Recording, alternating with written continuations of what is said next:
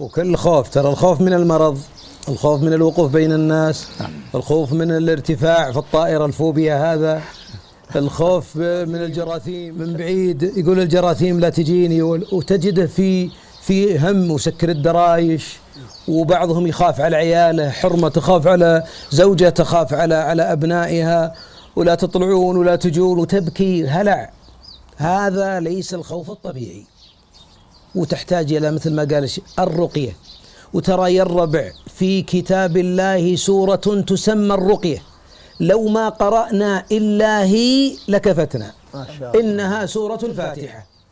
ردد الفاتحة 7 11 21 مرة، ردد على عدد اللي تريد، خلها وتر 1 3 5 7 9 11، المهم تصير وتر. وإن قدرت تنفث في يدك وتمسح، أو تأخذ قارورة الماء بعد الفاتحة ما تخلص، ثم تنفث 3 وتشرب الماء.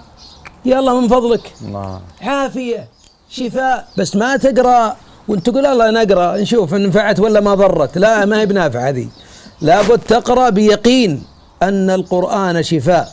وقل جاء الحق وزهق الباطل إن الباطل كان زهوقا وننزل من القرآن ما هو شفاء ورحمة للمؤمنين.